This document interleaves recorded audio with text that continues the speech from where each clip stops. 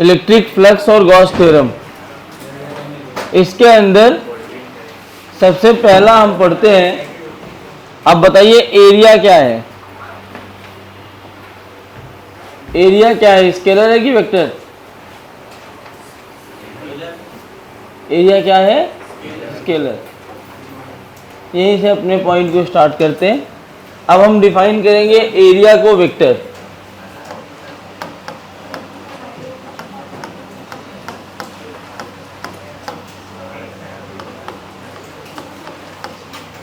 Actually बच्चों area एक vector quantity ही है, हमें जरूरत नहीं पड़ी उसके डायरेक्शन की, हम हमेशा उसके मैग्नीट्यूड की बात कर रहे थे। मैग्नीट्यूड में कहीं जरूरत पड़ी नहीं उसकी, इसलिए हमने एरिया को स्केलर मान लिया। एरिया है क्या? वेक्टर। क्यों बोल रहा हूं एरिया वेक्टर है, समझना। अगर मैं आपसे बोलूं एक स्क्वायर प्लेट है जिसका एरिया है 16 मीटर स्क्वायर, एक स्क्वायर प्लेट बनाइए जिसका एरिया कितना है? 16 मीटर स्क्वायर, मतलब साइड कितना हो? 4 मीटर। तो 4 मीटर साइड का स्क्वायर बनाना है तो आप ये स्क्वायर बना दीजिए।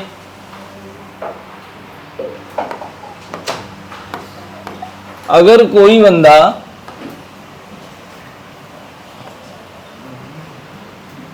ऐसा स्क्वायर बनाए तो कुछ दिक्कत है क्या? मैंने क्या बोला था, स्क्वायर प्लेट बनाना है, किसी ने बना दिया स्क्वायर प्लेट। उसके बाद कोई और बंदा आया और बोला मैं तो और बड़ा क्रिएटिव हूं, मैं इसको ना 3D में बनाऊंगा।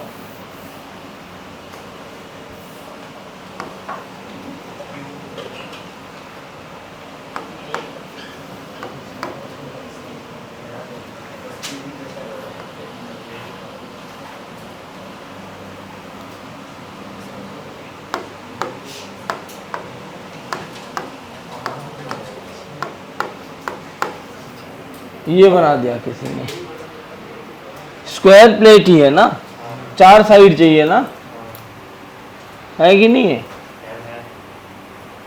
तो अब आप इनमें से कौन सा स्क्वायर प्लेट बनाओगे? पहला वाला, बाकी दोनों खराब है।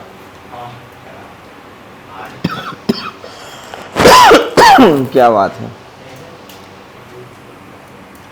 तो अब ये तीनों स्क्वायर प्लेट सही है,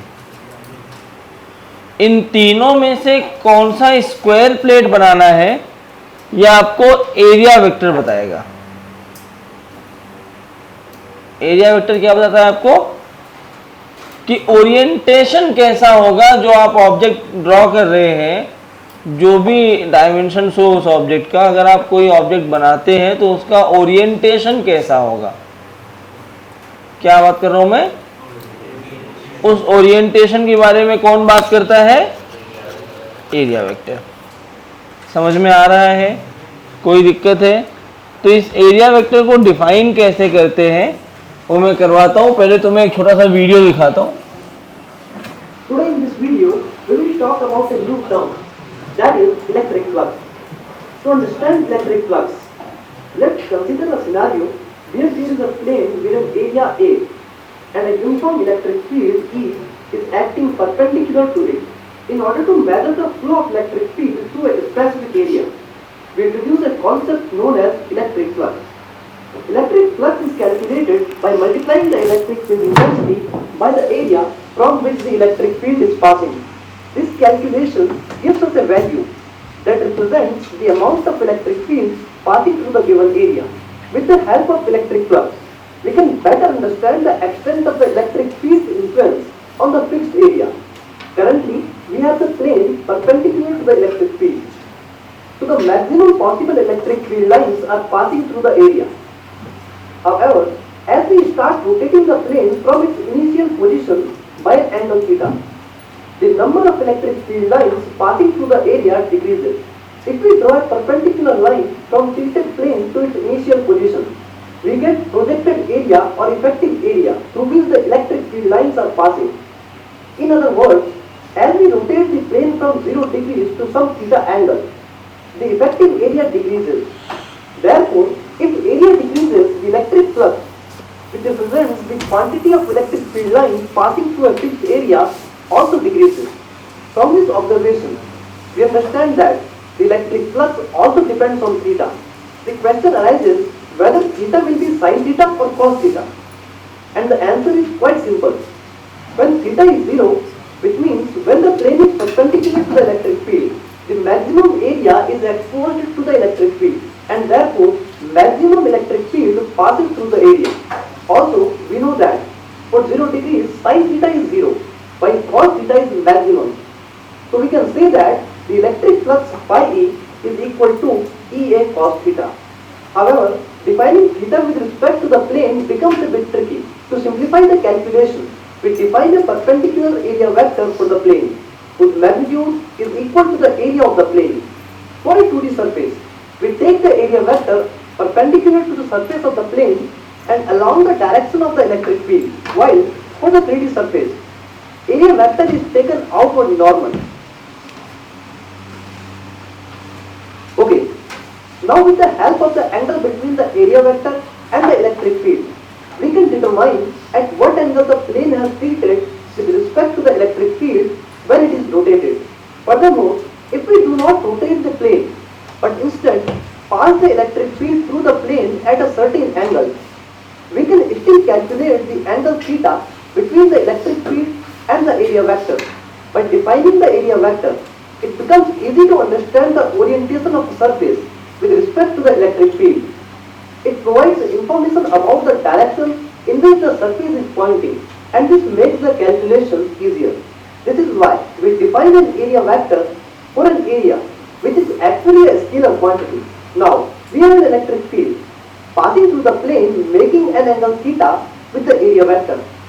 We know that electric field is a vector quantity that can be split into horizontal and vertical components. Here the horizontal component is E cos theta and the vertical component will be E sin theta. In this case, we will only consider a horizontal component E cos theta as it passes perpendicular through the plane. We don't consider E sin theta because it is not passing through the plane. As we have seen before, the electric flux is equal to Ea. अरे पागल बना रहा है. We have calculated the electric field component passing perpendicular to the plane. That is, तो मुझे जो बताना था वो आपको समझ में आया. एरिया वेक्टर की जरूरत क्यों पड़ती है? ओरिएंटेशन ऑफ द प्लेन बताने के लिए. क्यों पड़ती है जरूरत? ओरिएंटेशन ऑफ द प्लेन के लिए. अब ये ओरिएंटेशन ऑफ द प्लेन तो मिल गया, हम उसको कैलकुलेट कैसे करते हैं एक एक करके देखो. तो एरिया वेक्टर लिखना है, तो जो भी क्यूब बन रहा हो, क्यूबॉइड है, स्क्वायर है, ट्राइंगल है, कुछ भी है, आप उसका एरिया का मैग्नीट्यूड निकाल लीजिए. जैसे आप निकालते आ रहे हैं वही magnitude multiplied by A cap. Area vector is mod of A vector multiplied by A cap. What is A cap?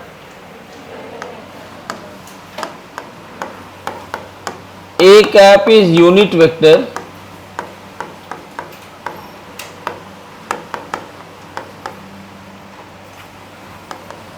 directed perpendicular to the surface.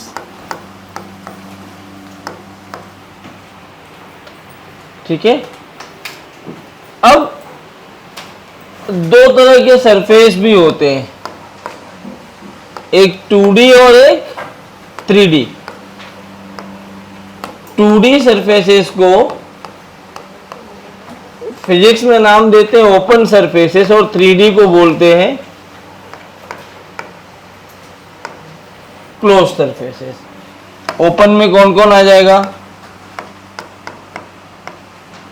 या यहां ऐसे लिखो कि 2D ऑब्जेक्ट्स. अब 2D ऑब्जेक्ट्स में तुम जानते हो कौन कौन से आएंगे?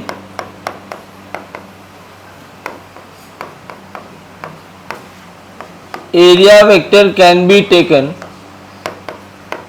in any perpendicular direction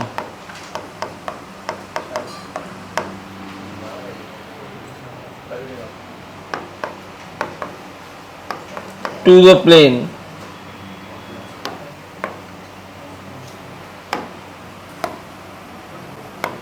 but we should stick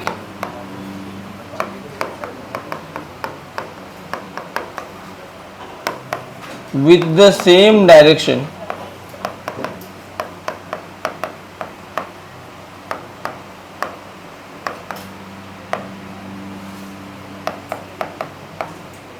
for whole surface. Close surfaces होते हैं 3D,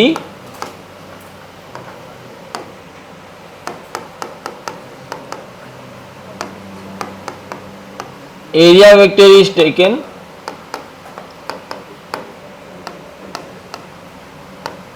in normal outward direction to the plane.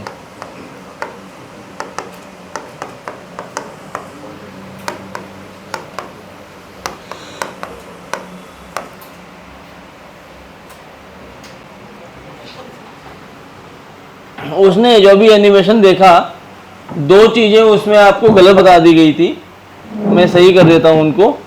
एक तो उसने बोला कि area is actually a scalar quantity, नहीं, area is actually a vector quantity, but हमें जरूरत नहीं पड़ती थी इसलिए इस्तेमाल नहीं करते थे।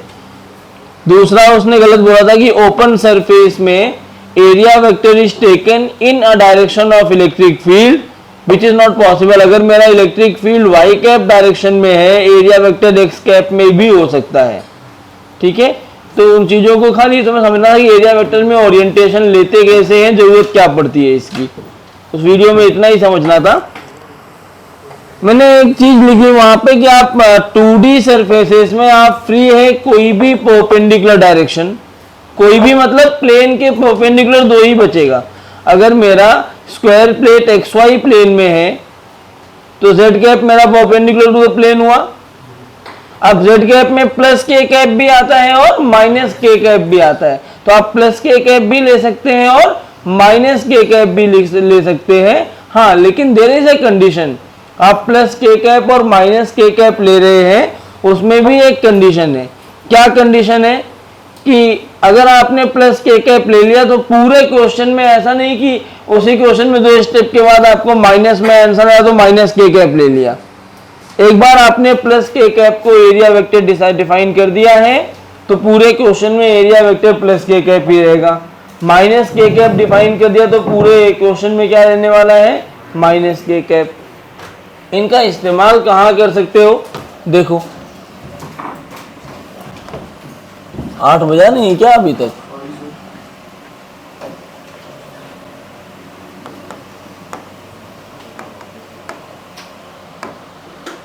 ये स्क्वायर प्लेट है, एरिया वेक्टर बताइए, ये x है और ये y है।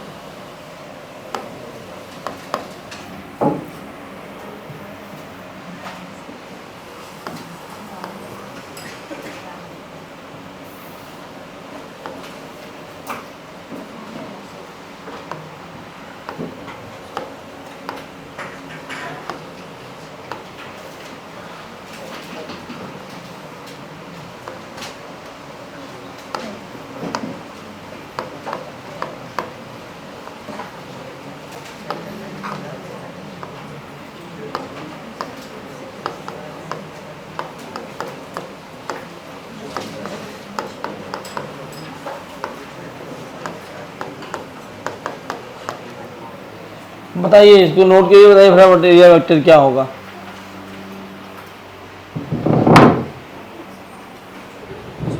देखो ये पहला वाला क्या होगा, एरिया वेक्टर लिखना है ना, तो पहले तो मैं मैग्नीट्यूड लिखता हूं। मैग्नीट्यूड कितना होता है एरिया का, साइड स्क्वायर। अब डायरेक्शन एक्स वाई के परपेंडिकुलर प्लेन चाहिए, कौन होता है, जेड होता है।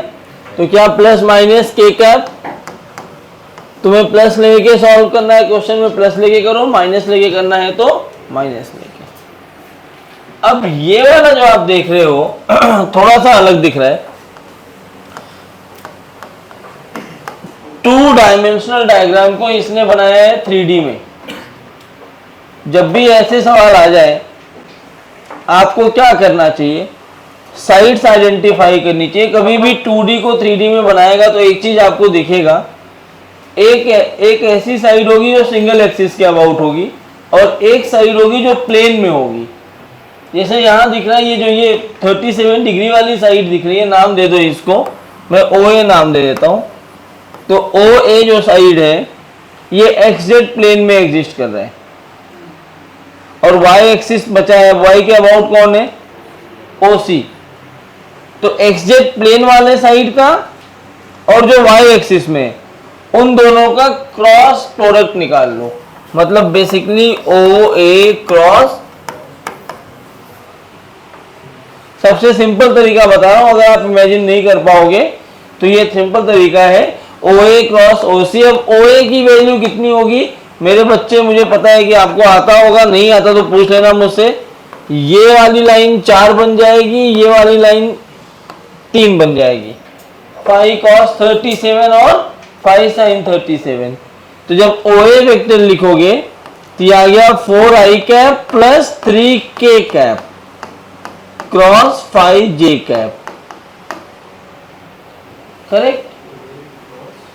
OC तुम्हारी मर्जी, तुम OC क्रॉस OA भी कर सकते हो, क्योंकि प्लेन है तो कोई भी डायरेक्शन ले सकते हो। खाली इनके ऑर्डर को चेंज करने से आपका क्या चेंज होने वाला है, डायरेक्शन। अच्छा, एक चीज इसमें और याद रखने वाली बात है, मैं जो बोल रहा हूँ दोबारा सुनो। ये एक साइड आइडेंटिफाई करो जो किसी प्लेन में हो, 3D में ऐसा होगा, और एक जो अकेले एक ही एक्सिस पे हो, उन्हीं दोनों को मल्टीप्लाई करना है, ठीक है।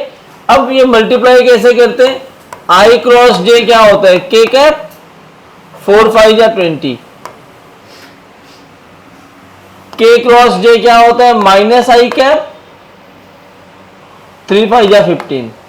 अगर आप इसका मैग्नीट्यूड निकालोगे तो 25 ही आएगा, स्क्वायर प्लेट तो एक ही है ना, इसका भी मैग्नीट्यूड 25 ही आएगा, देख लो। समझ आया कुछ, पक्का?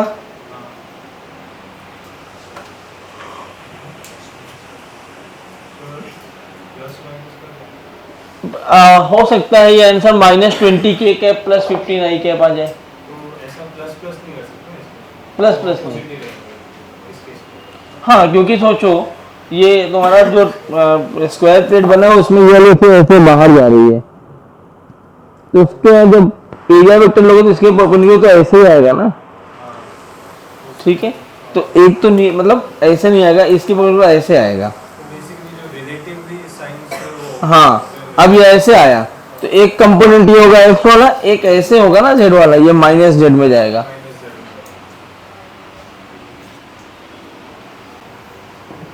अब वो विजुअलाइज करना थोड़ा टफ होता है, इसलिए मैंने तुम्हें फार्मूले से बता दिया, फार्मूले से थोड़ा आसान दिखता है।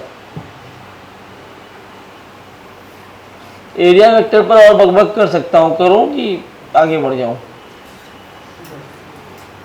बकबक कर लेता हूँ एक बार, तब एक क्यूब का और पूछ लेता हूँ तुमसे, चलो।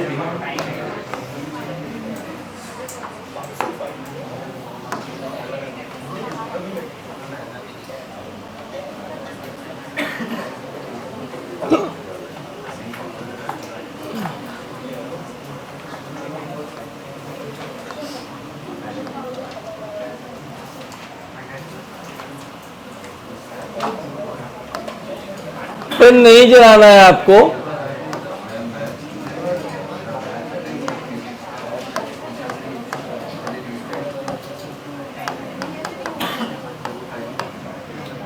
कोई पेन नहीं जलाए। अमान इधर आ गया,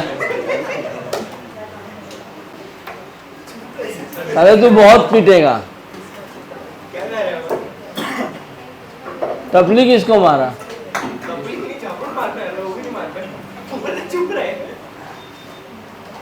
चुप रहना गलत तो नहीं बोला।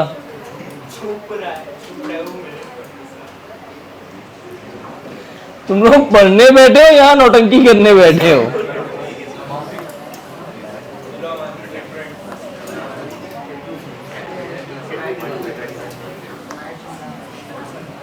चलिए अब देखो क्यूब है तो क्यूब स्क्वायर प्लेट से मिलके बना होता है।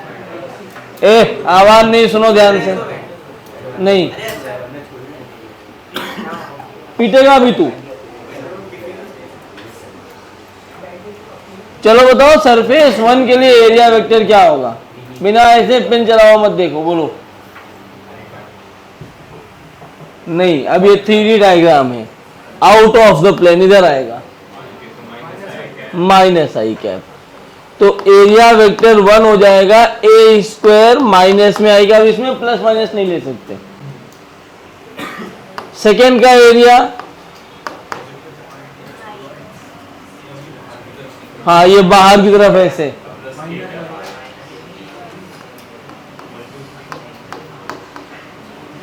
थर्ड का एरिया ये रहा आई कैप,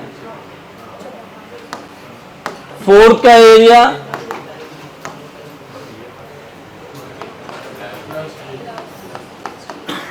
अब ये देखो मेरे पास यहां एक क्यूब है, क्यूबॉइड है, इसको क्यूब मानो, सरफेस वही होगा। हमने कौन कौन सा अभी दिखाया है? ये सरफेस दिखाया 1 2 3 4, ये 4 दिखाया है। ये वाला सरफेस नहीं बना पा रहे, ये 5, इसका देखोगे तो किधर आएगा? बाहर की तरफ, प्लस के कैप। और जो मेरे साइड है ये अंदर वाला, इसको देखोगे तो इसका भी ऐसे बाहर आएगा माइनस के कैप।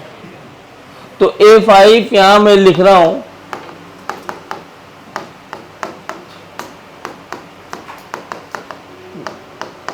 कि 3D सरफेसेस में परपेंडिकुलर डायरेक्शन में ही लिया जाता है। अभी तो लिखा नहीं ना, पेपर देख रहा है, कहाँ लिखा?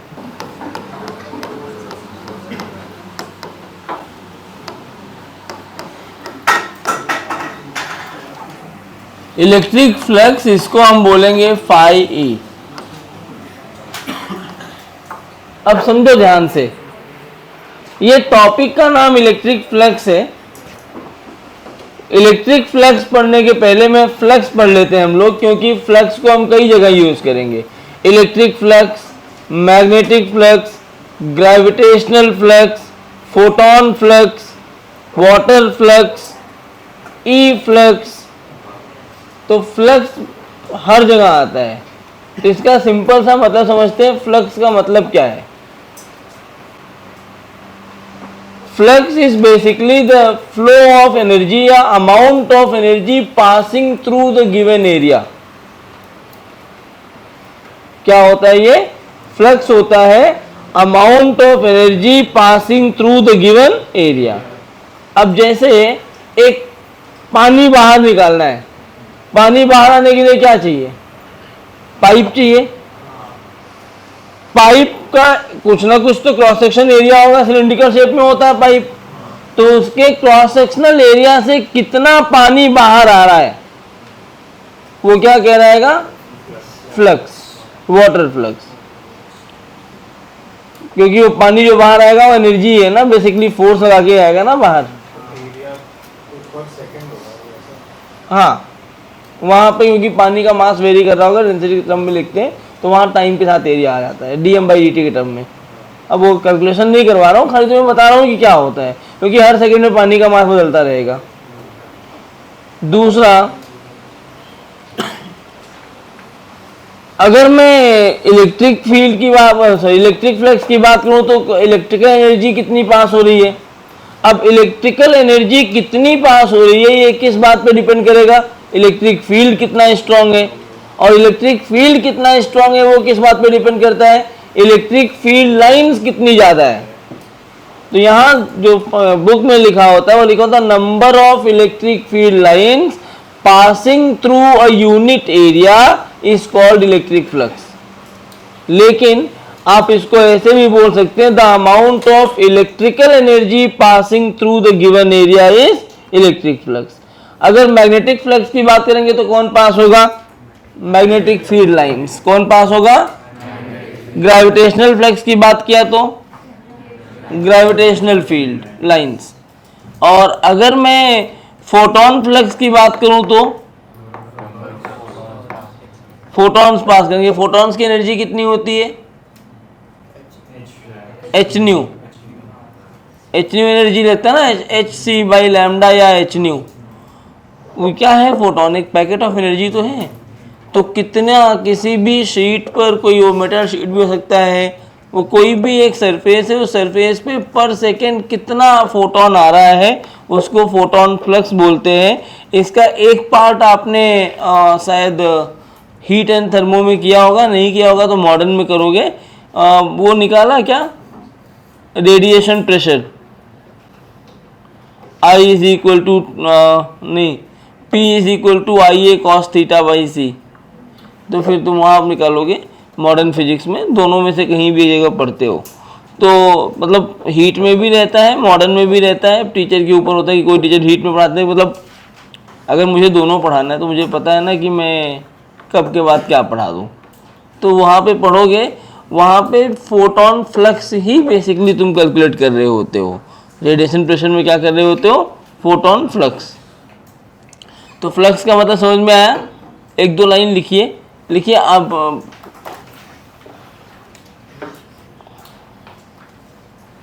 the amount of electrical energy passing through the given area is called electric flux। तो दोनों ही फ्लक्स है, जो भी आप passing through given area is called electric flux. अब ये फ्लक्स किन किन बातों पर डिपेंड करता है, ध्यान से समझो। मान लो मेरे पास इतना एरिया गिवन है, यह जो एरिया देख रहे हो इतना एरिया गिवन है, और मेरे पास ऐसे बीम है, इतनी छोटी सी बीम है इलेक्ट्रिक फील्ड लाइंस की, ये पूरी निकल गई। ठीक है, एक एक चीज देखते हैं इलेक्ट्रिक फील्ड लाइंस पे क्या होता है। तो जो ये मेरा एरिया इतना है, इतनी छोटी सी लाइट ऐसे निकल जाएगी इतने में। ठीक है, मुझे ज्यादा लाइंस निकालनी है तो मैं फील्ड बड़ा कर दूंगा, इतने से नंबर ऑफ फील्ड लाइंस बढ़ा दिया, मतलब फील्ड स्ट्रॉन्ग कर दी। फील्ड स्ट्रॉन्ग करने के लिए क्या करना होगा? चार्ज बढ़ाना पड़ेगा या चार्ज को पास में लाना पड़ेगा? दोनों में से कोई भी काम करोगे फील्ड स्ट्रॉन्ग हो जाती है। K q by r square ना, या तो क्यू बढ़ा दो या आर को कम कर दो। अब ज़्यादा फील्ड लाइंस हो गई तो ज़्यादा एनर्जी पास होगी, क्योंकि फ्लक्स बेसिकली क्या बता रहा है? Amount of energy passing through area ना। तो भाई मेरे पास एनर्जी कम है, एरिया तो है, तो अगर मुझे ज़्यादा एनर्जी पास करनी है तो क्या है?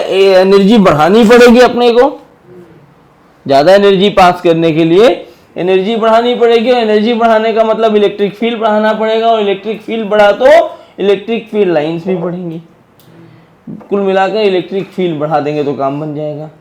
और इलेक्ट्रिक फील्ड कम कर दिया तो फ्लक्स कम हो गया, क्योंकि किसी एरिया से कितना पास हो रहा है वो किस बात पर डिपेंड करता है? इलेक्ट्रिक फील्ड पर। बढ़ाया तो बढ़ गया, घटाया तो घट गया। तो क्या मैं ऐसा बोलूं कि जो फ्लक्स है it is directly proportional to E. अब दूसरा, मेरे पास इनफाइनाइट फील्ड है, खूब बड़ा फील्ड है, इतना ज्यादा फील्ड है, दिख रहा है इतना। अब मैं ऐसे भेजूं तो क्या ये पूरा जाएगा? क्या अभी पूरा जा रहा है तो मैं क्या करूं? एरिया बढ़ा दिया तो क्या ज्यादा एनर्जी पास होने लगी? एरिया कम किया तो कम एनर्जी पास हुई। लॉजिक भी यही कहता है भाई, सक्रिय जगह में से कम लोग निकल पाएंगे। अगर मैं गेट को इतना छोटा कर दूं तो एक बार में एक ही आदमी निकल सकता है। गेट की साइज बढ़ा दूं तो ज्यादा लोग निकल पाएंगे। तो अगर मैंने एरिया ही बढ़ा दिया तो ज्यादा एनर्जी पास हो पाएगी, एरिया घटा दिया तो कम एनर्जी पास होगी। इसका मतलब क्या मैं दूसरा ये भी बोल रहा हूं कि फ्लक्स जो है वो एरिया पर भी डिपेंड करता है। अच्छा, इसका एरिया वेक्टर होगा किधर? आउट भी हो सकता है, इन भी हो सकता है, कोई भी हो जाए तो आउट ले लो या तो इन ले लो। अब मुझे लेना क्या चाहिए? मैं हमेशा प्लस में आंसर लाने की हम लोग कोशिश करते हैं। इलेक्ट्रिक फील्ड लाइंस किधर है? ऐसे अंदर, तो एरिया भी इधर ही मान लो। ई और ए को एक डायरेक्शन में मानना फिजिबल होता है अपने लिए, लॉजिकल है, क्योंकि आंसर में प्लस माइनस में लफड़ा नहीं रहता। तो एरिया वेक्टर इधर है, इलेक्ट्रिक फील्ड लाइंस भी इधर है। कोई भी एक ले लो, मैंने ये वाला ले लिया। ये वाला मेरे पास एक एरिया है, इतनी इलेक्ट्रिक फील्ड लाइन से, क्या ये पूरी ऐसे पास हो रही है, हाँ या ना? अभी इलेक्ट्रिक फील्ड लाइंस और एरिया वेक्टर कितना एंगल बना रही हैं? 0 डिग्री। कितना एंगल बना रही है? अब सोचो, मैं ये पूरी इलेक्ट्रिक फील्ड लाइन ऐसे है, अब मैं इनको ऐसे भेजूं, क्या मैंने थीटा चेंज किया? ऐसे भेजा तो ये इलेक्ट्रिक फील्ड लाइंस होगी, ये ऐसे इलेक्ट्रिक फील्ड अंदर जा रही है, और ये एरिया वेक्टर, क्या इनके बीच में थीटा एंगल आ गया? जैसे जैसे थीटा बढ़ा रहे हो क्या फ्लक्स कम हो जा रहा है? देखो पहले इतनी एनर्जी पास हो रही है, मैंने थीटा बढ़ाया तो क्या इतनी एनर्जी, ये वाली एनर्जी पास नहीं हो रही है ना अभी, और थीटा बढ़ाओगे तो और एनर्जी पास नहीं होगी, और थीटा बढ़ाने से क्या एनर्जी कम पास हो रही है। इसका मतलब क्या है? इनवर्सली प्रोपोर्शनल हो गया थीटा के। तो मैं ऐसा लिख सकता हूं कि phi E is inversely proportional to theta. बच्चों अगर फाई ई इनवर्सली प्रोपोर्शनल हुआ है थीटा के, तो कौन सा ट्रिग्नोमेट्रिक क्वांटिटी डायरेक्टली प्रोपोर्शनल होगा? कॉस होगा डायरेक्टली प्रोपोर्शनल, क्योंकि थीटा बढ़ता है तो कॉस थीटा की वैल्यू कम होती है। तो मैं इसको ऐसे भी लिख सकता हूं। इन सबको एक साथ कंबाइन कर दिया तो क्या ये लिखा जाएगा 5 proportional to E A cos theta, या यहां से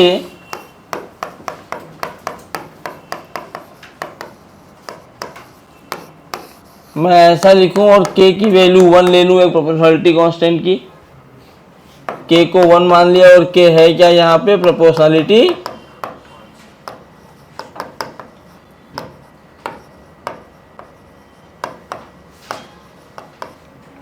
ठीक है, ये तुम्हारे बोर्ड्स में भी चैप्टर है, ढंग से करना। अगर ये ऐसे लिख के आ रहा है बच्चों, ई A cos theta dot product है, हमने पढ़ा है वेक्टर में, तो इलेक्ट्रिक फ्लक्स को ऐसे भी डिफाइन करते हैं, the dot product of electric field and area vector is electric flux. पूरी क्लास बैठी है, पूरी क्लास के सामने बोल रहा हूँ, किसी न किसी को तो याद ही रहेगा। जब मैं मैग्नेटिज्म पढ़ाऊंगा ना, वहाँ आएगा EMI नाम का एक चैप्टर, इलेक्ट्रोमैग्नेटिक इंडक्शन। उस चैप्टर की शुरुआत ही होगी फैराडेज लॉ से, जहाँ हम पढ़ेंगे मैग्नेटिक फ्लक्स के बारे में।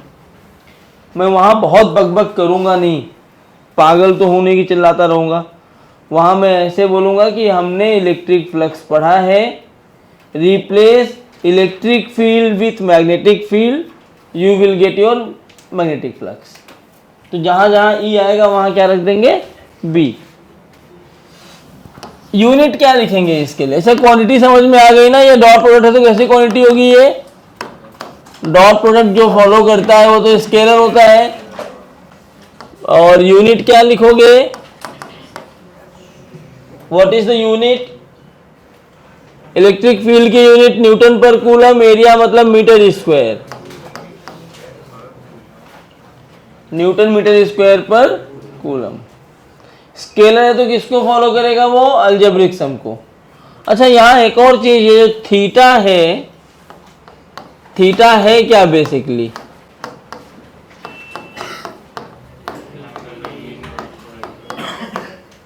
E vector and A vector. अब सवाल एक मैं कर दे रहा हूं आपको दिखाने के लिए, वही जो अपन ने किया था कि ये 5 लिया था ना, स्क्वायर प्लेट है,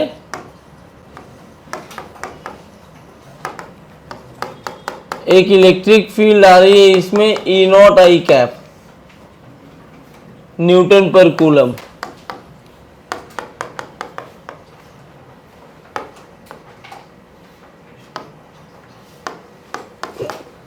फाइंड फ्लक्स, तो आप क्या बोलोगे? Electric field dot A vector ना, अभी एरिया तो हमने लिखा था, ये हो गया E0 I cap dot plus minus के कैप लेते हैं, आई कैप डॉट के कैप कितना होता है, तो फ्लक्स कितना पास हुआ इससे? समझा क्या? कोई दिक्कत है तो बोलो। अच्छा, दूसरा सवाल,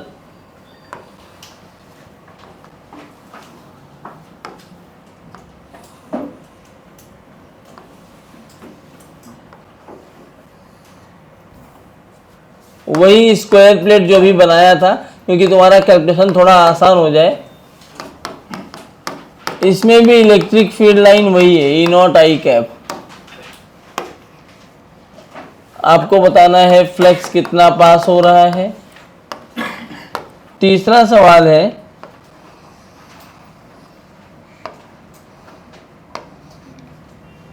ये एक डिस्क है,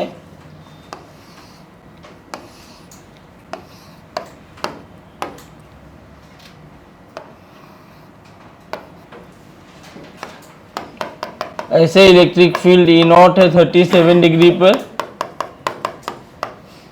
यार ये तो गजब लैग कर रहा है सिस्टम। ठीक है, 37 डिग्री पर इलेक्ट्रिक फील्ड लाइन से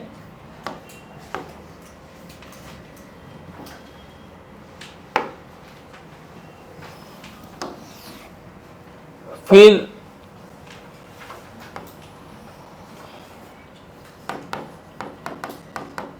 ये भी एक डिस्क है, ये रेडियस r है,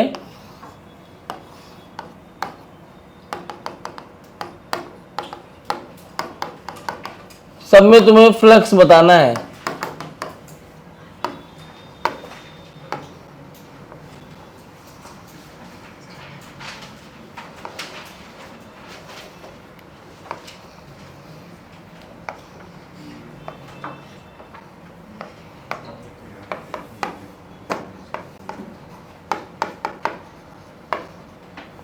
Q बाई साइड ए का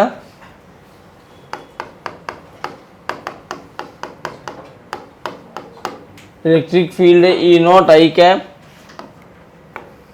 फ्लक्स बताना, ये तो लिख चुके होंगे ना वो साइड का, कोई लिख रहा है?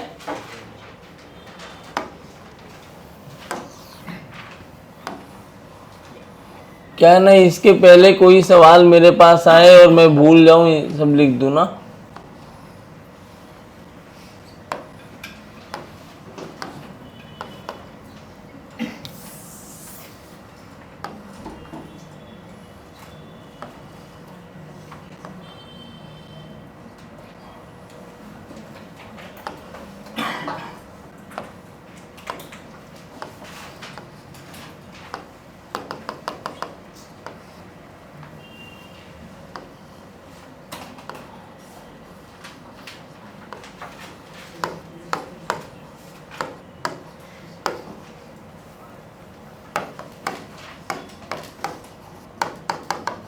ये भी Q बाई साइड ए का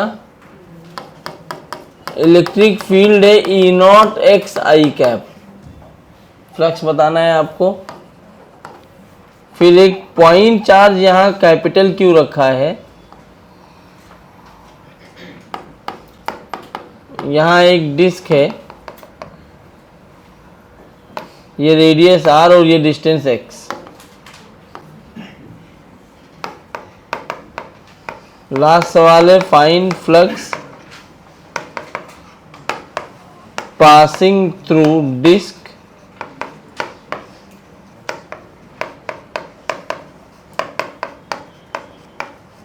ड्यू टू पॉइंट चार्ज।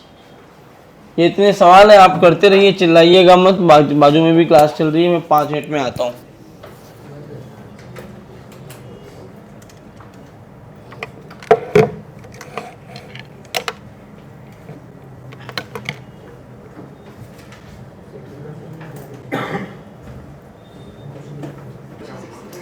हो गया क्या?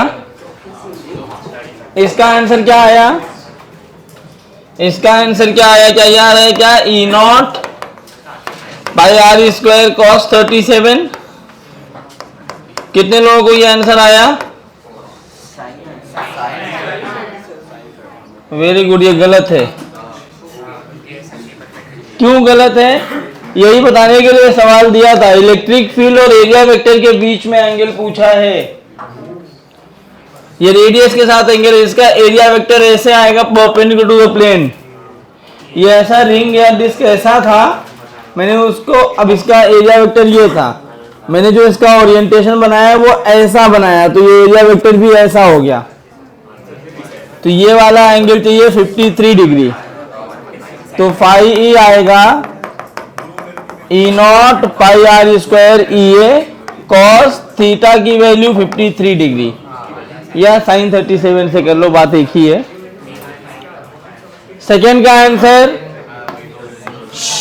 सेकेंड का आंसर क्यों? क्योंकि एरिया वेक्टर ऐसे बाहर जा रहा है, तो ई और ई वेक्टर ये रहा, एरिया वेक्टर ऐसे है, ई और ए के बीच में थीटा 90 डिग्री है, इसीलिए फ्लक्स की वैल्यू 0 डिग्री, सही 0।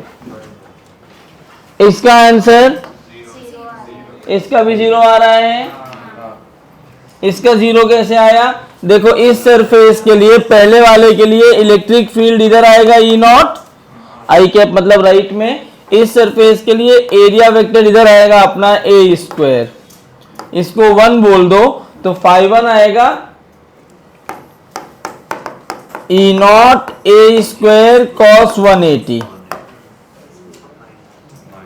इस वाले सरफेस के लिए इलेक्ट्रिक फील्ड भी इधर आएगा, एरिया वेक्टर भी इधर आएगा, तो मैं फाइनेट सीधा लिखता हूं ना, प्लस ई नॉट ए स्क्वायर कॉस 0, ये दोनों कैंसिल आउट हो गए।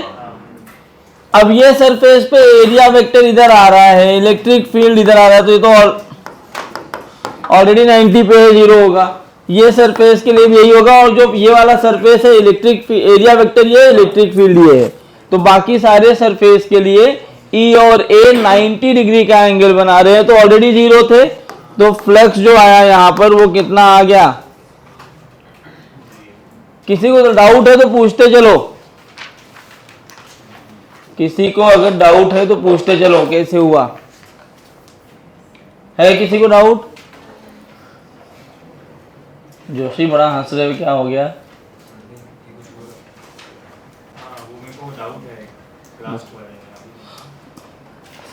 यहां तक पूछा मैंने, यहां तक किसी को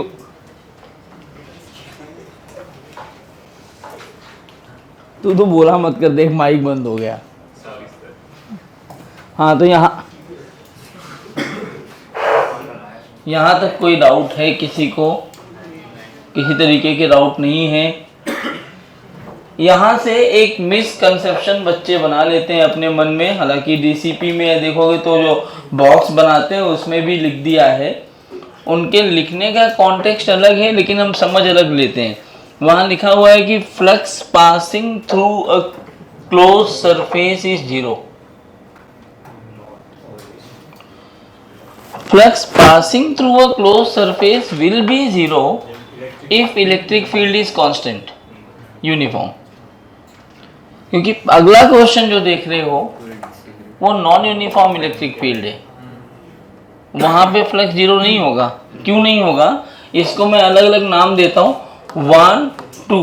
देखो ये 3 4 5 6 का फ्लक्स सबसे पहले मैं लिखूंगा, क्योंकि अब थोड़ा सा ना इमेजिनेशन है इसमें। इमेजिनेशन क्या है कि आपको वो क्यों विजुअलाइज होना चाहिए कि 3rd 4th 5th 6th में एरिया वेक्टर ये है, इलेक्ट्रिक फील्ड आई कैप में है, और अभी हमने इसीलिए पहले कर लिया था ये सवाल।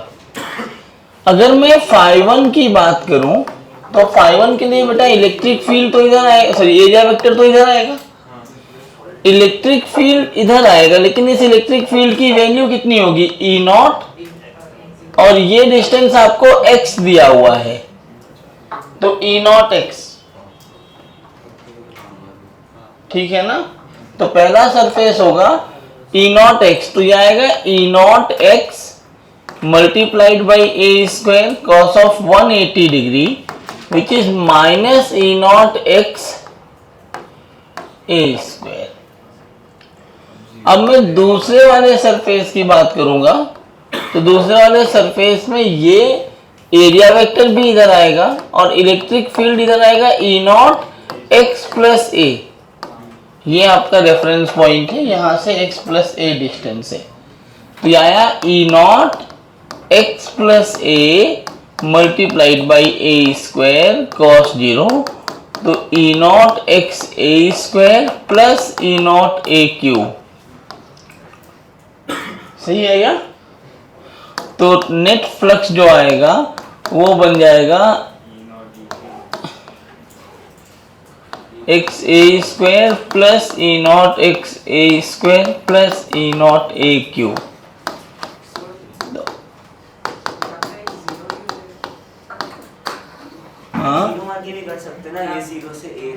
मान लो तुम्हारी मर्जी, लेकिन मैंने रेफरेंस पॉइंट अगर वहां दे रखा है, हाँ वो रेफरेंस पॉइंट तुम्हें देखना पड़ेगा। तुम यहाँ मान के भी कर सकते हो कि इस पॉइंट को रेफरेंस पॉइंट मानते तो इसका फ्लक्स 0 होता है, इसका फ्लक्स तुम निकाल पाते। तो तुम आंसर यही आना चाहिए। वैसे क्वेश्चन में ये दिया हुआ है, जेईई मेंस का क्वेश्चन है, दिया हुआ है तो तुम्हें वो डिस्टेंस देखना पड़ेगा कि क्यूब का जो पहला सरफेस है वो कितनी दूर है। अब मुझे और टफ करना होता ना, तो इसी क्यूब में मैं और टाइम पास कर लेता। क्या करता है इस क्यूब में? इस क्यूब को मैं इलेक्ट्रिक फील्ड और आई कैप में भी, जे कैप में भी, के कैप में भी दे देता, तो बाकी जो चार सरफेस का फ्लक्स 0 हुआ उसका भी सरफेस आता, मजे लेता मैं उसमें। मेरा मूड नहीं है मजे लेने का, अच्छा बढ़ाने का शौक है, तो इसलिए हम उसको उतना ही करके छोड़ देते हैं। लास्ट वाला कितना आया? लास्ट वाले का आंसर किसी को आया? आई थिंक, मुझे भी कंफर्म नहीं है, यही आना चाहिए वैसे।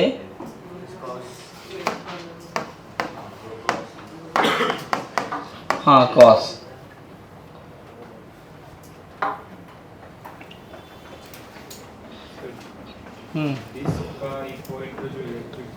नहीं वो अलग हो जाएगा, वो नहीं हुआ ना, वो सिग्मा बाई 2 एप्सिलॉन नॉट होता है, ये क्यू है। तो सिग्मा और क्यू में बड़ा डिफरेंस है बेटा। सिग्मा जो होता है वो क्यू बाई ए होता है। कैसे आता है इसका? दो तरीके से करते हैं। अभी मैंने तुम्हें ट्रिक वाला नहीं कराया जानबूझ के कि पहले बेसिक कर लो, क्योंकि जब ट्रिक कराऊंगा तो एक लाइन में आंसर आ जाएगा, तो आप बोलोगे ओ यही वाला करते हैं, ये इतना बड़ा क्यों करना है। तो इसलिए मैं बता ही नहीं रहा हूँ तुम्हें। इन सब तरह के क्वेश्चंस को मैं एक लाइन में करना सिखा दूंगा, लेकिन पहले उसके बेसिक्स बहुत ज़रूरी चीज़ है, क्योंकि अगर तुम्हारा ट्रिक तुम भूल गए या काम नहीं किया तो बेसिक्स तुम्हारा कभी नहीं भूलेगा ना। जल्दी होगा लेकिन तुम सही करके आओगे, इसलिए जरा भी कंफ्यूजन हो तो बेसिक से ही जाना चाहिए। चले आगे, ये वाला कराऊं मैं, डिस्क वाला लिख लो। बाकी बहुत खिचड़ी तो नहीं बन गई ना? ठीक है यार, इतना तो चलता है। अच्छा एक और था ऊपर वाला भी, इसका एरिया वेक्टर पहले कितना आया था? 20 के कैप।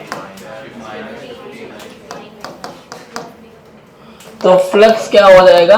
देखो जब डॉट प्रोडक्ट करोगे तो आई डॉट के तो 0 हो जाएगा, आई डॉट आई होना चाहिए। आई डॉट आई का मतलब यह आएगा -15 ई नॉट।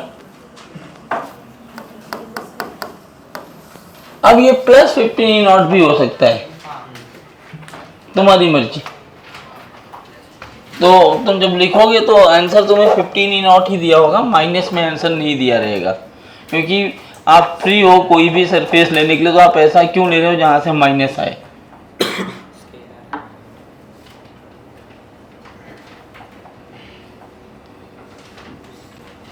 अब लास्ट वाला देखते हैं। सार्थक जी हो गया? आप आज आपके देरी से आने का कारण बताइए। खाली मुझे ब्लेम करो सर, आप लेट आते हो। मैं 2 बार टाइम पे आ चुका, और अब हमें अरे 2 बार तुम्हारे लेक्चर में, पिछले 15 दिन में 2 दिन ऐसा हुआ है जब मैं 8:15 के बाद आया हूँ, नहीं तो मैं 8 के पहले यहाँ हाजिर हो जाता हूँ। मजाक बात नहीं है।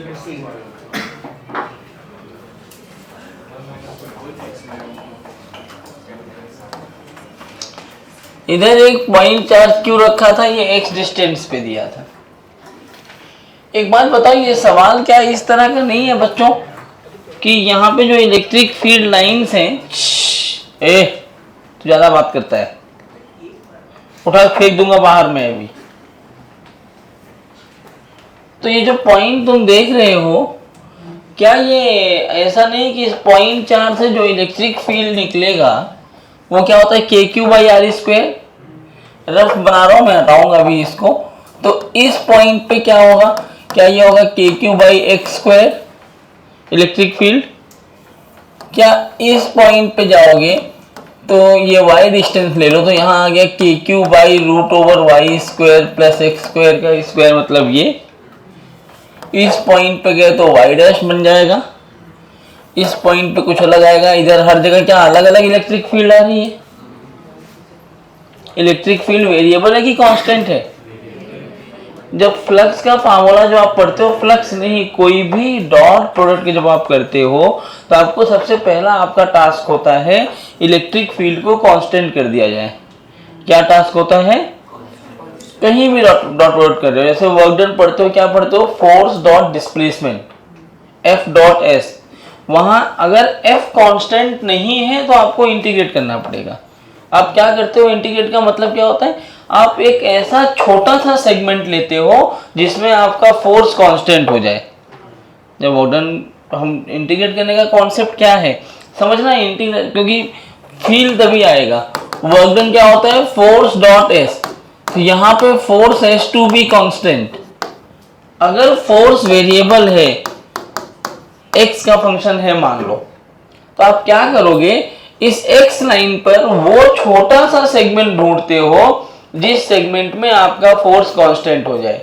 तो मैं क्या करता हूं, यहां से अगर एक्स पे गया तो एक छोटा सेगमेंट लिया dx।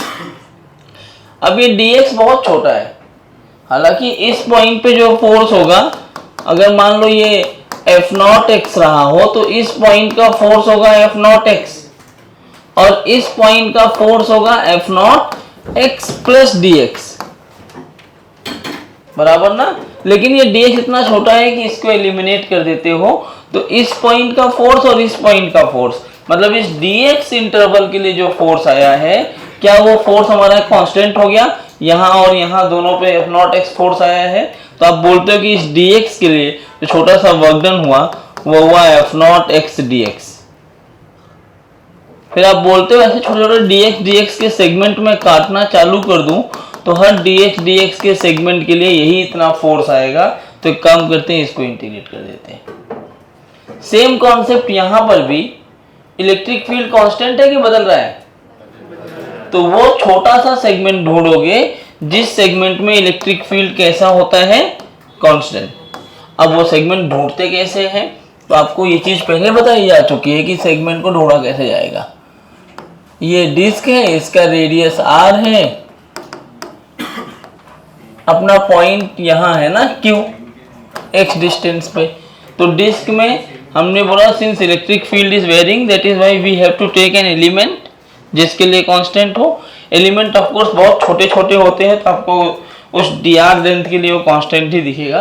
तो मैंने क्या करना है, अपने को डिस्क में एलिमेंट लेना है। कैसे लेते हैं एलिमेंट, y पे जाते हैं,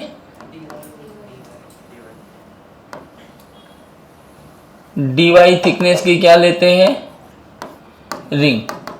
अब बेटा देखो, ये y वाले पार्ट पे अगर आप देखोगे तो इस y वाले पार्ट पर आपका इलेक्ट्रिक फील्ड आएगा इस जगह पे। ये जो y वाला पार्ट देख रहे हो, इस y वाले पार्ट पे आपका इलेक्ट्रिक फील्ड आएगा k q by x square plus y square, और इस जगह पे आएगा k q by x square plus y plus dy to the whole square.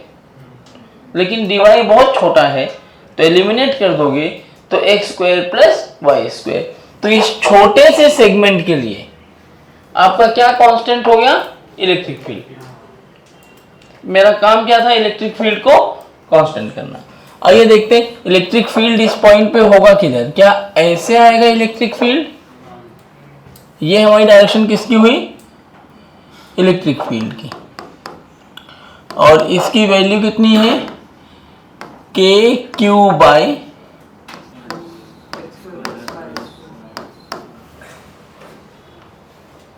ठीक है, कोई दिक्कत। अच्छा, इस छोटे से सेगमेंट पे मैं एक छोटा सा एरिया कंसिडर करूं, ये वाला एरिया छोटा सा, तो इस एरिया का जो इलेक्ट्रिक वो एरिया वेक्टर होगा, क्या वो ऐसे आ जाएगा डी ए वेक्टर। भाई ये एरिया ऐसे लिया ना रिंग का, तो इसका एरिया तो इधर ही आएगा अगर रिंग मैंने ऐसे लिया है तो ये एरिया वेक्टर। ई और ए के बीच में ये वाला एंगल कितना बन रहा है, अगर आप ध्यान से देखोगे तो ये स्ट्रेट लाइन है, तो स्ट्रेट लाइन का स्लोप हर जगह कांस्टेंट होता है, तो ये वाला एंगल भी थीटा हो गया। ठीक है क्या, कोई दिक्कत। इलेक्ट्रिक फ्लक्स क्या होता है, छोटा सा फ्लक्स लिख सकते हैं ई डॉट डी ए। ई की वैल्यू क्या है 1/4 pi epsilon naught q x square plus y square. D a की वैल्यू रिंग है तो 2 पाई बाई डी वाई।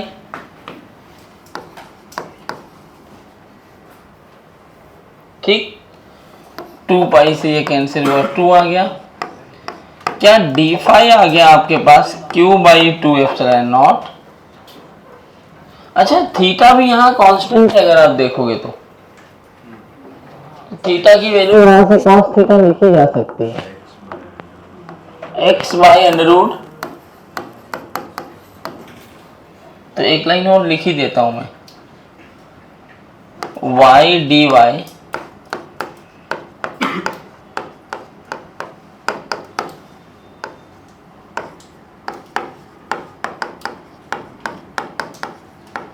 ठीक है क्या, बोलना कहीं गलती हो जाए तो इसमें x बाहर आ जाएगा, x तो कांस्टेंट ही है।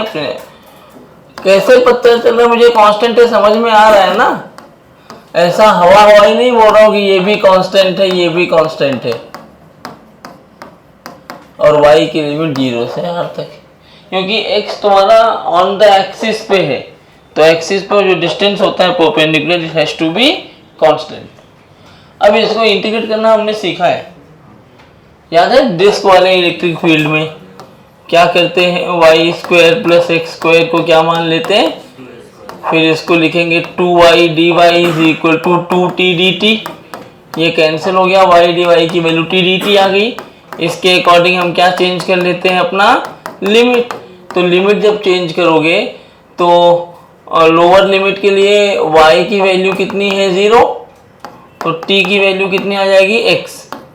अपर लिमिट के लिए क्या होगा, ये ना तुम अगर नहीं लिखना चाहते तो बोल सकते हो कि cut copy paste electric field disc में ये डेरिवेशन किया है। इसके आगे अपर लिमिट के लिए y r रखोगे तो t की वैल्यू होगी √x square plus r square. यार देखो, अब छोटा सा जो डी फाई लिखा हुआ है वो है qx by 2 epsilon not, y dy की जगह हम t dt लिख सकते हैं इससे, और नीचे आ जाएगा t square to the whole power 3/2, और लिमिट आ जाएगी x से लेकर के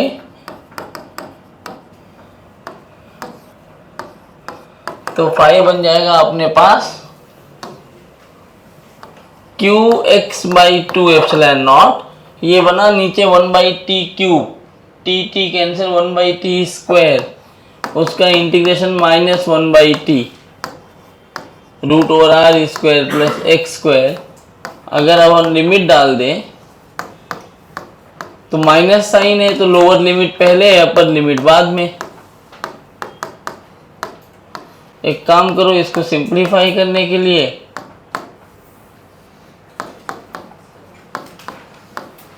x को अंदर भेज दो, यही तो था ना, ये होगा।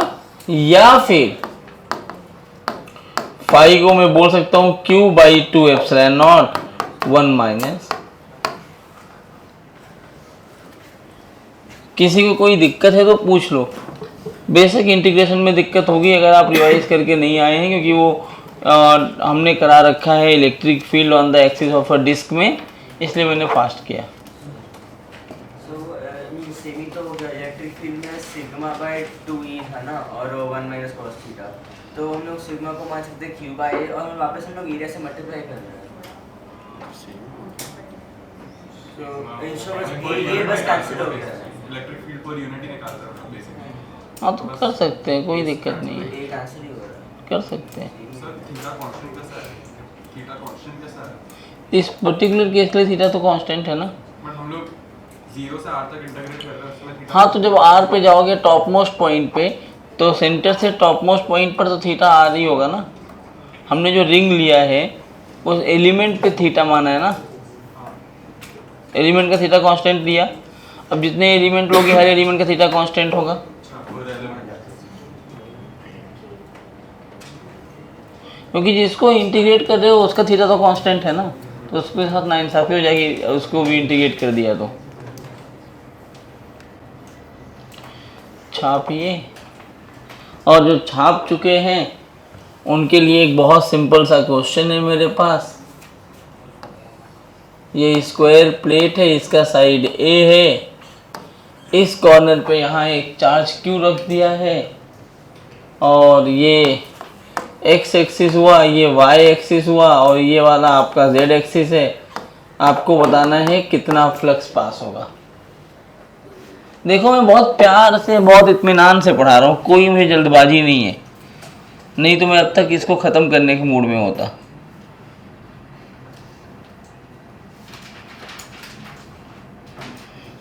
तुम्हें ये समझ में आ रहा है मैंने इंटीग्रेट क्यों किया?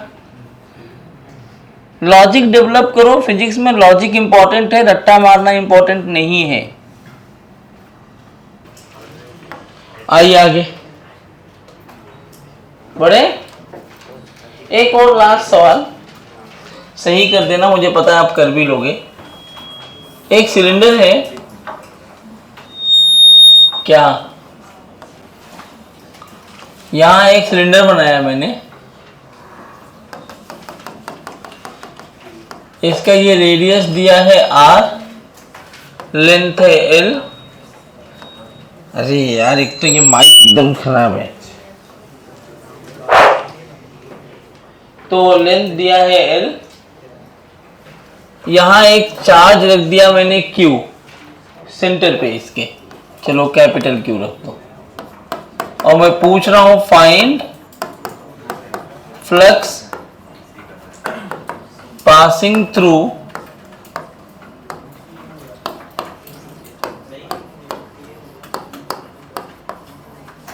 lateral surfaces of cylinder। इसमें भी आपको इंटीग्रेट करना पड़ेगा। lateral surface पूछा है तो इंटीग्रेट करो।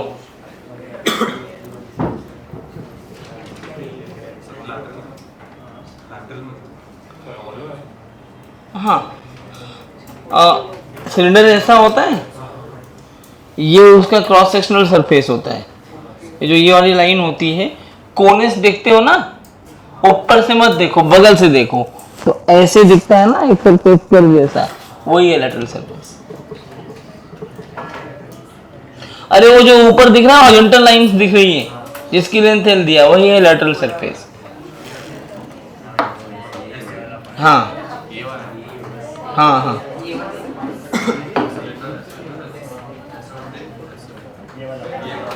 अब बॉटल दिखाता हूँ। ये देखो ये है, ये बॉटल सिलिंड्रिकल है। अब मान लो ये इमेजिन करो ये पूरा जो है एक जैसा शेप रखता है, तो ये जो सरफेस है ये तुम्हारा लैटरल सरफेस कहलाता है। ऐसे देखना, हाँ पूरा, इस पूरे सरफेस से कितना पास हो रहा है वो चाहिए। हिंट दे रहा हूं, पॉइंट चार्ज है, वहां से x पे जाओ, tx की एक स्ट्रिप लोगे तो ऐसा दिखेगा तुम्हें, एक रिंग जैसा दिखेगा।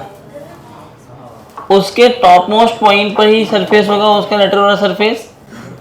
इस सरफेस को अगर तुम देखोगे तो इसका एरिया वेक्टर तो ऐसे ऊपर आएगा ना, और ये एक्चुअली ऐसा नहीं दिखता, ये तो बनाया गया ना ऐसा, ये दिखता थोड़ा कर्व है ना, तो ये कुछ ऐसा दिख रहा होगा।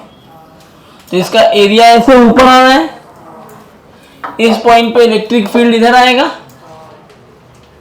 ये इनके बीच का थीटा एंगल है, ये थीटा तो ऐसे यही वर्टिकल लाइन है, ये भी थीटा, एक्स पे जाके dx का एंगल लियो, इस छोटे से पॉइंट पे फ्लक्स निकाल के इंटीग्रेट करो।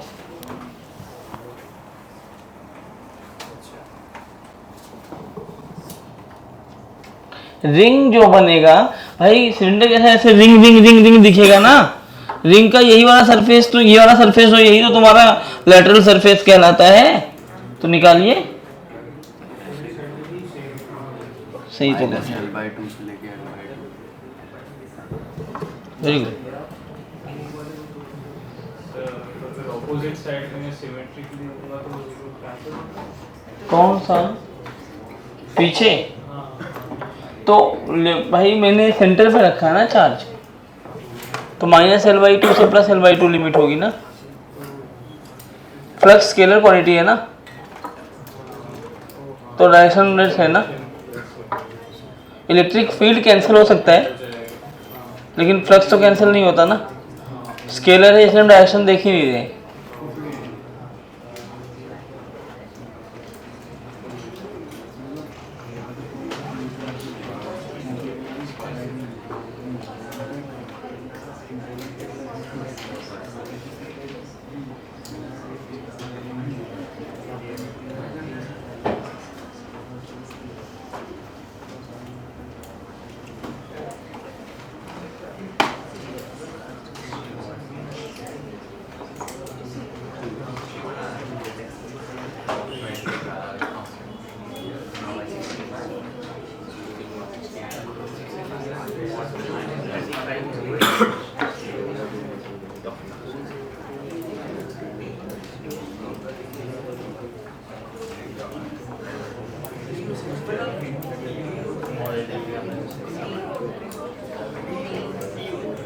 सरदार जी उठा दो उसको, गुड मॉर्निंग हो गई है।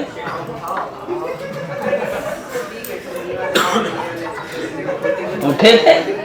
ए तुम लोग अंधे हो ना यार, बनोना ने उठा हुआ था, तुम सब सोए थे, वो ऐसे उठा हुआ था।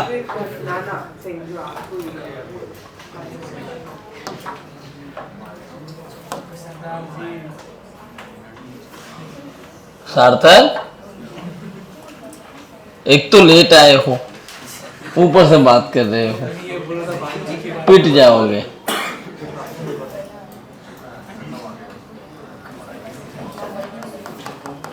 उसको दुख रहा है, उसके बारे में कोई नहीं बोलेगा, उसने इलाज करवाया अपने दांतों का। ये देखो आओ, सब बैठ गए हैं, कोई पेन नहीं चला रहा, ऐसे देख रहे हैं, थोड़ी देर बाद खुद तो करेगा ही, जिक करने तो हम क्यों मेहनत करें। सब बैठे हाथ पैर बांध के। अच्छा हुआ यार, फ्लक्स खत्म हो गया आज एक ही लेक्चर में। जल्दी आने का ये फायदा तो है, हमें कभी 2.5 घंटे पढ़ाया ही नहीं था। तुम अभी है ना, अभी सॉलिड एंगल पढ़े, वो ब्रेक होता है 15 मिनट, उसको नहीं मानते, क्वेश्चन का यहाँ रहता तब भी तुम उतना टाइम लेते,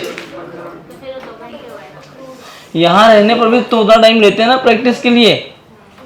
बात तो बराबर है, यहाँ बैठूं बाहर बैठूं, दिमाग था, मैं क्वेश्चन दे के गया था। चौधरी यहाँ क्या करना है? हाँ इधर आओ, आओ तो।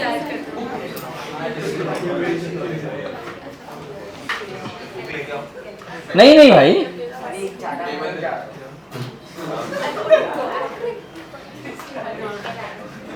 तुम क्लास में बैठे हो, इधर आओ, पास में आओ। तो तुम क्लास में बैठे हो तो पढ़ाई करना, ये क्या है? माइक बंद हो गया, जाओ माइक बदल के लाओ। उसका दिमाग यूट्यूब पे कहीं वहां जाके पढ़ेंगे, माइक बंद हो गया, आवाज नहीं आएगी। ये सवाल है,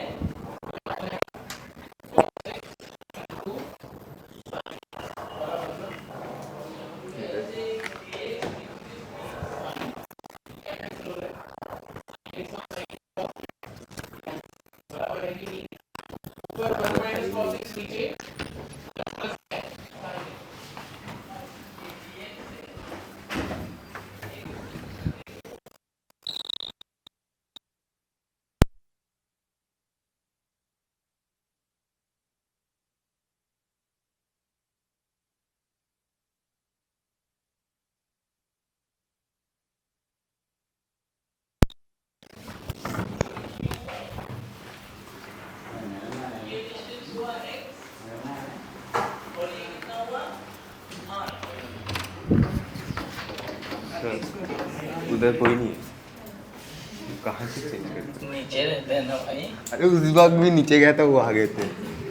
कौन आ गए थे? वही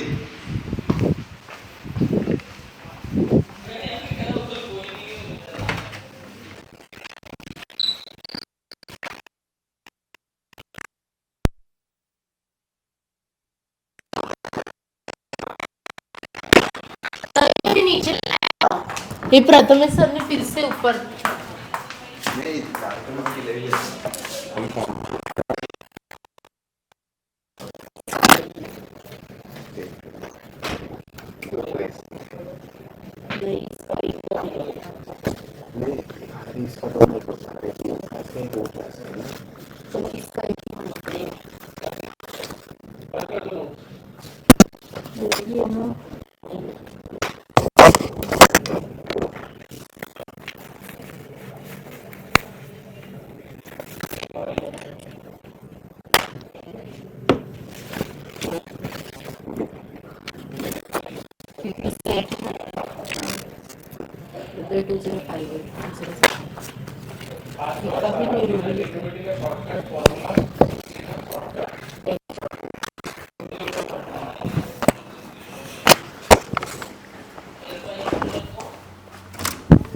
तो यहाँ आएगा r square plus l square by 4। Thank you.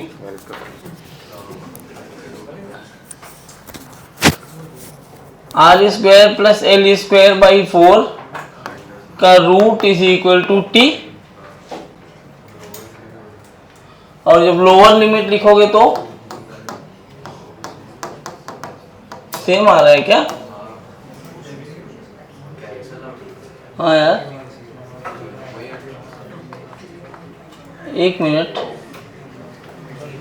दोनों लिमिट अगर सेम आएगा तो कैंसिल आउट हो जाना चाहिए, लेकिन होगा नहीं ना, मुझे पता है।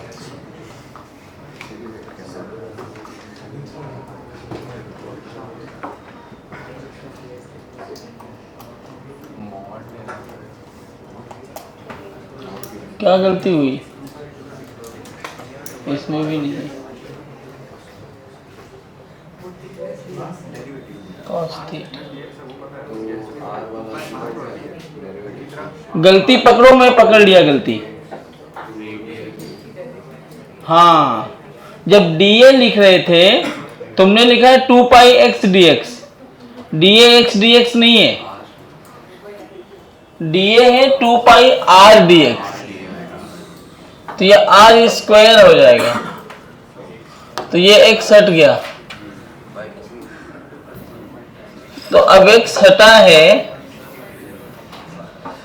तो ये ऐसा आएगा r square plus x square की वैल्यू t स्क्वायर, तो ये बना 2x dx is equal to 2t dt। तो अपर लिमिट आ रहा है, अब रखो। अच्छा एक मिनट, ये x dx की वैल्यू आ रही है ना, तो तुम्हें dx की वैल्यू लिखोगे तो फिर x का टर्म आ रहा है क्या?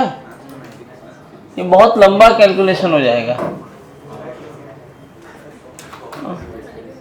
मतलब मैं नहीं चाह रहा हूं कि तुम इतने लंबे में पढ़ो, यहां तक लिख लो, यहां तक लिख के मैं इसका नया वाला वर्जन जो आएगा ना, तो ट्रिक वाला, वो मैं करवा दूंगा अभी थोड़ी देर में थोड़ा सा बता करके। इसको यहां तक लिख लो और वहां खूब बड़े बड़े में लिखना आफ्टर इंटीग्रेशन, जब कैलकुलस पढ़ लोगे तब करना। हाँ बस, लेकिन लैंग्वेज मत समझो, देखो क्या होता है। Take a spherical object like watermelon. This every surface at the center of a spherical object is called solid angle. So we can define solid angle as a angle subtended by a surface at the center of a sphere is called solid angle.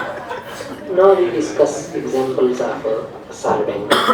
Light emitting from a torch is in the form of a solid angle. Some objects like carrot is found in the form of a solid angle. A birthday cake is found in the form of a solid angle. अरे वो समझा रहे हैं, सुन लो Hot यार। water from a certain height is found in the form of a solid angle. Similarly, a fluid coming out from a syringe is in the form of a solid angle.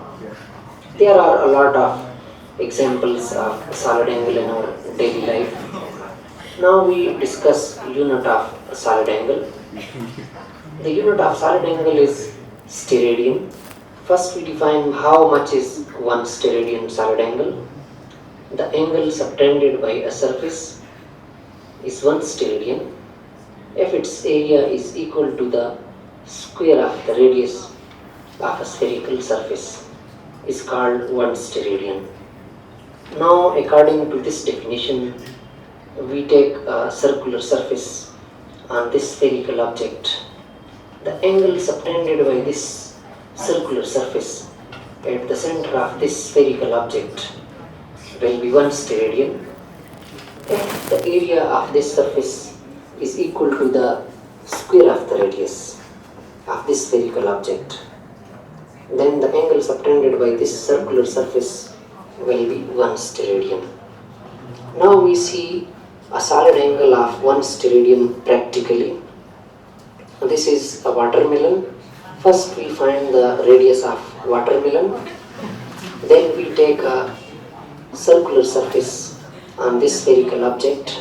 If the area of this surface is equal to the square of the radius of this spherical object, then the angle subtended by this surface at the center of this spherical object is 1 steradian.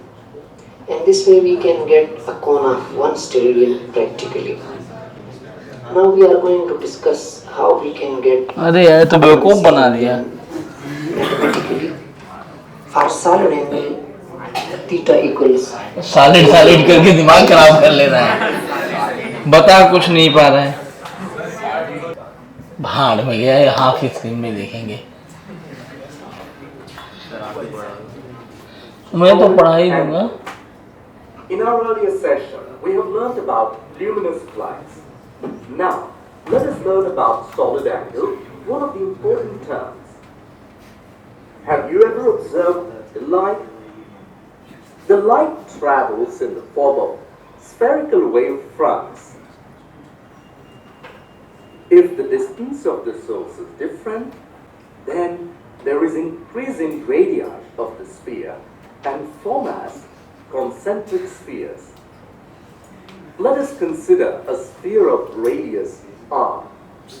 Let us also consider a small area A on the surface of the sphere as shown in the picture with shaded region. Now, let us draw number of lines from the source S. Thus, all the lines meet the boundary of the region A, and thus all lines form a cone. The angle at point S, which is covered by conical surface called as solid angle, d omega. The solid angle can be measured by the ratio of area A and square of the radius r. The solid angle is measured in steradians. Now, let us learn the definition of solid angle. When the normal lines are drawn from the boundary of a portion on the surface of a sphere, such that lines meet at its center and form a cone, then the angle enclosed by the conical surface is defined as solid angle, and it is equal to the ratio of the area of the base of the conical surface, the portion of the sphere, to the square of the radius of the sphere. Thus, the solid angle made at S by an area A is d omega.